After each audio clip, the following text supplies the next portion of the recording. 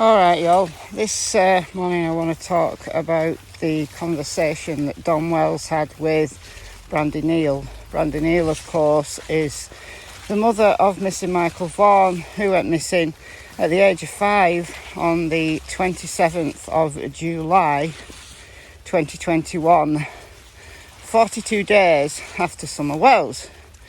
And Don Wells, of course, is the father of Summer, who went missing at the age of 5 on June 15th, 2021. In my video yesterday, I had a comment saying that I should keep my channel clean of drama. And I'm not exactly sure what part of the video yesterday that person thought was drama, but I'm assuming it was what I said about the conversation between Don Wells and Brandi Neal.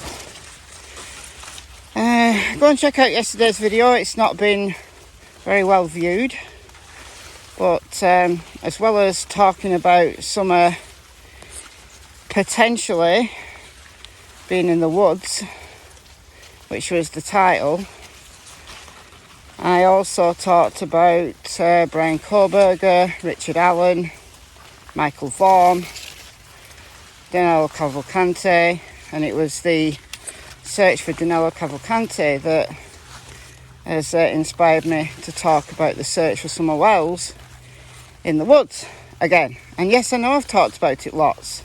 The search for Danilo, I think, teaches us things about searching generally, and that can be applied to Summer Wells. Difficult terrain, no idea where the person is, but has a search area. Very similar in some respects. Yes, Danilo was an escaped convict and Summer was a 5-year-old little girl. But the actual techniques used in the search, that's what I was talking about. But today I want to talk about the conversation between Don Wells and Brandi Neal. I have seen the whole conversation now. Miss Daisy put it on private for a while because someone was live streaming her or something. So she put it all back up. So it wasn't, as some people said, that she completely shut it down when Brandy asked Don what Summer's favourite food was. It's just that she put it on private. I've got a spider on me. Hello, Mr. Spider. Alright, you go down there. He's taken the elevator.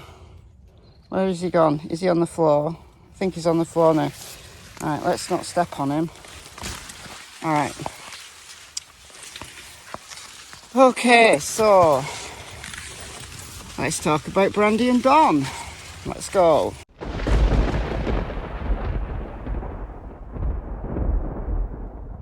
I'm battling through this corn. Should be actually on the path. The path is more precarious though because of these thistles. Alright, so Brandi and Don.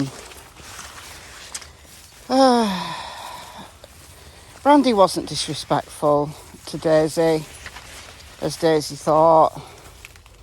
I guess that's the drama part, but it's important. I don't want Brandi to be criticised for anything she said. I'm firmly team Brandi and Tyler. I think they've gone through an horrendous nightmare. Of course they have. The things that came out from law enforcement about what they believed happened to Michael were horrendous. But yet they still have no answers as to where Michael might be. And the person that they had in jail, Sarah Wanderer, they charged her with concealing the death of Michael. They let her go. They can rearrest her if they get more evidence, but there wasn't enough evidence to take it further, take it to trial. Stacey Wanderer, the other suspect, Sarah Wanderer's husband, is in jail on unrelated charges. And then Brandon Shirtliff and Adrian Lucian, well, who knows where they are. I think law enforcement know where they are now. It's a horrible situation. The police chief, J.D. Huff, from Fruitland PD, So there might also be other people involved. These are the facts that law enforcement gave us in a press conference in December 2022. If you recall the case, during November of 2022, we were glued in horror on this channel to the daily search of the Wanderers' home, which is only half a mile away from where Michael lived. Michael was seen by several people out on his road there. Very quiet road next to some fields. Law enforcement believe there's a 20-minute window in which Michael disappeared between roughly 6:40 and 7 p.m. on July 27th, 2021. Those are the facts. And Brandy wanted Miss Daisy, when she's got Michael's face on her channel, when she's got Michael's name scrolling on her live, when Miss Daisy talks about Michael, she wants her to put out the facts. Those are the facts in a nutshell that I've just told you. What Brandy asked for is a perfectly, I think probably a perfectly understandable thing. But don't associate Michael's name with talks about SA, about theories, about what happened to missing children, and by extension, what might have happened to Michael. Cassie, come out of there. Cassie, come on, this way. Cassie, this way. This way.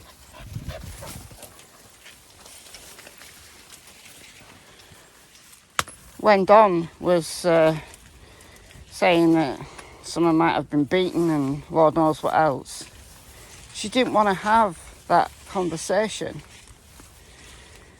because how horrendous is it to even contemplate that something like that might have happened to your child? Now, Don said these are the facts. People, if Summer indeed was abducted, didn't abduct her to take her to Disneyland. The facts are that missing children, horrendous things happen to them. But Brandy doesn't want to think about it. Look, Don and Brandy are very different people. And Don does go there. And it upsets a lot of people. But Don goes there. Don has no filter. If Don thinks it, he says it. He's grown up in a family with abuse. We've talked the other day about all of the different people who were partaking in what we would call abuse, statutory SA, in his family when he was growing up, when he was very young. He's desensitised. And I played a little bit of what Ziggy said when she was playing the little bit that was online yesterday when I made the video before the whole conversation was released. She said Don is desensitised, and he is. He's socially awkward because he doesn't realise when other people are upset by what he says. He just carries on, and that's just Don. Can he learn not to do that? Yeah, of course he can. But that's the way he is. Brandy and Don are two very, very different people. They've approached the nightmare that is having a little child missing very differently. Brandy's been very proactive, very positive. It doesn't mean to say that she doesn't have really bad days. Of course she does. But she's been very proactive in getting the news out about Michael, doing things in the community about Michael. And she has taken a lot of punches. She has been horrendously criticised and lies made up about her family. Or things about her family wildly exaggerated. There are certain channels on YouTube that I have blocked now who've done it. There are people on Twitter who've done it, who I've blocked. I don't see those tweets.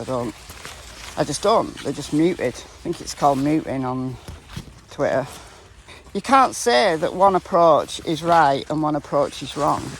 What Brandy is doing is, I just admire her so much for the way that she's been able to stay strong and restrained. At home, in her darkest moments, is she always like that?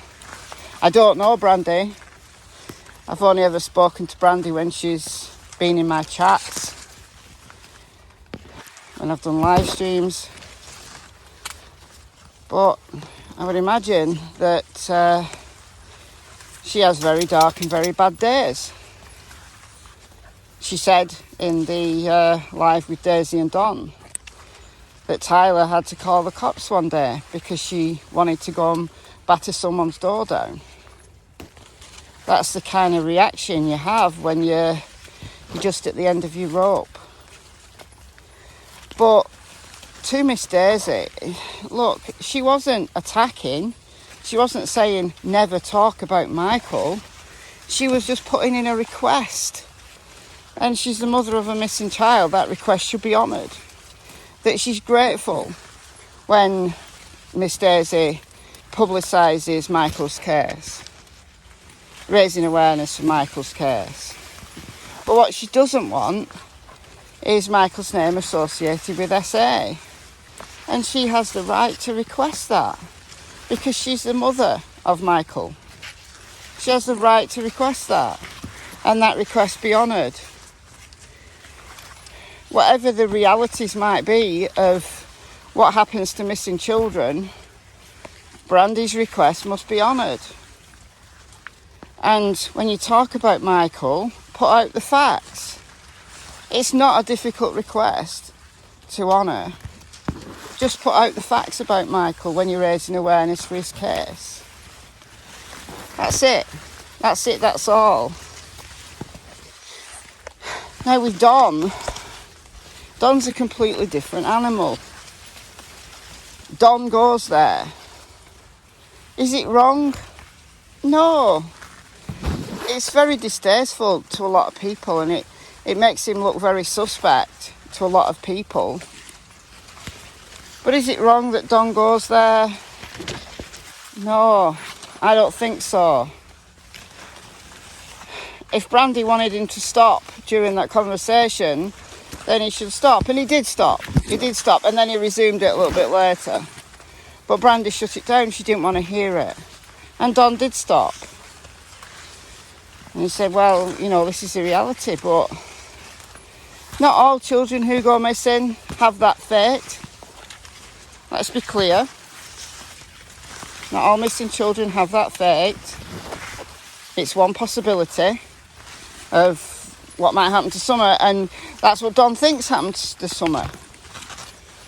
Does Don have the right to say that on a live stream to people who want him on their lives? Well, yeah, that's up to him. All Don needs to do, though, is just be mindful that not everybody can deal with it, especially other parents of missing children. Don just needs to learn to filter what he says on occasions when people tell him to stop. It's as simple as that. It's not difficult. This is not difficult to understand.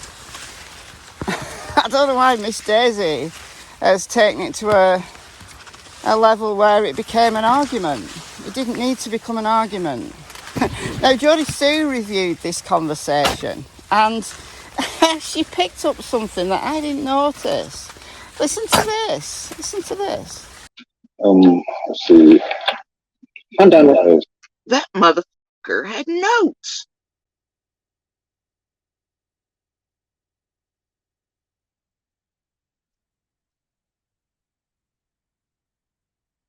Unless he's about to read his Bible verse. He had notes.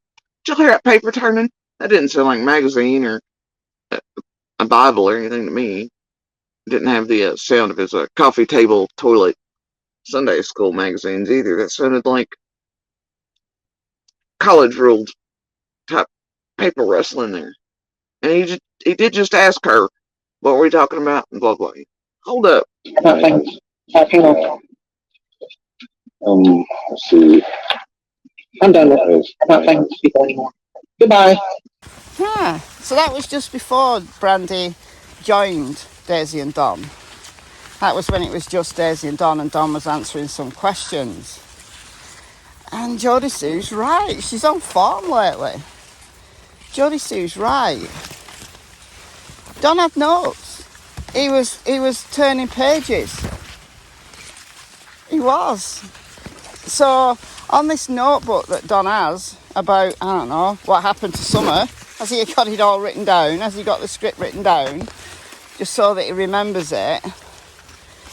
He needs to put on some things that he's asked about Summer. So Brandy asked him what Summer's favourite food is. And he said, oh, I've been asked this before. But yet he still can't answer it. Now, I believe when he's been asked it before, he said French fries. He said she'd eat anything, but she liked French fries. So put that down on your notes, Don. One of Summer's favourite foods was French fries.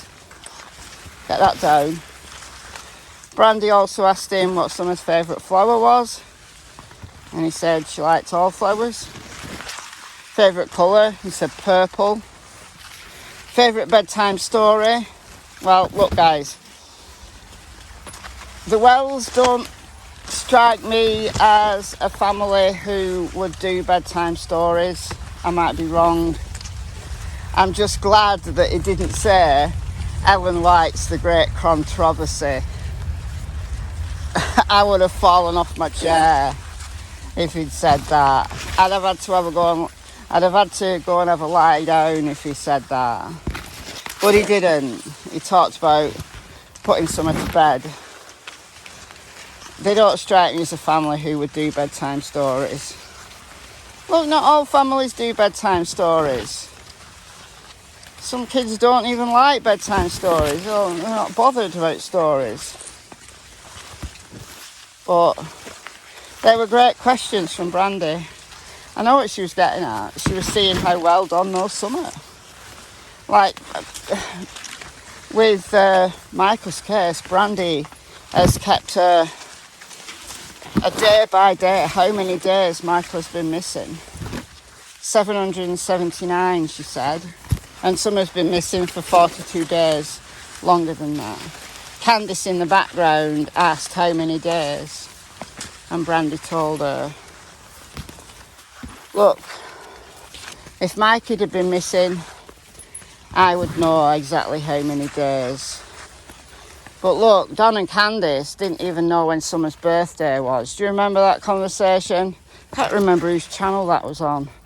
They were both, let's say, worse for wear. And neither of them knew what Summer's birthday was. They had to be told. I think they probably, well, at least Candice will know Summer's birthday. I think she was just too out of it to answer properly. But Don doesn't really know Summer, does he? You know, he says he was out there working 7 days a week, and that's fair enough. He's a very traditional guy, isn't he? Very traditional guy, that he's the breadwinner, and that's his identity. And maybe he doesn't get involved in the day-to-day care of the children. And that's why he doesn't know. I mean, how many dads who have that very traditional view of their life would know things about their kids? I think most would know what their kids' favourite food was. They might not do bedtime stories, but I think they'd know what food the kid liked. Just by general conversations in the family.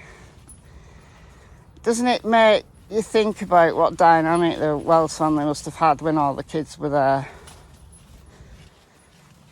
Jose, who spent a very small time at the wells, probably would be able to answer those questions, wouldn't he? Except maybe the bedtime story one.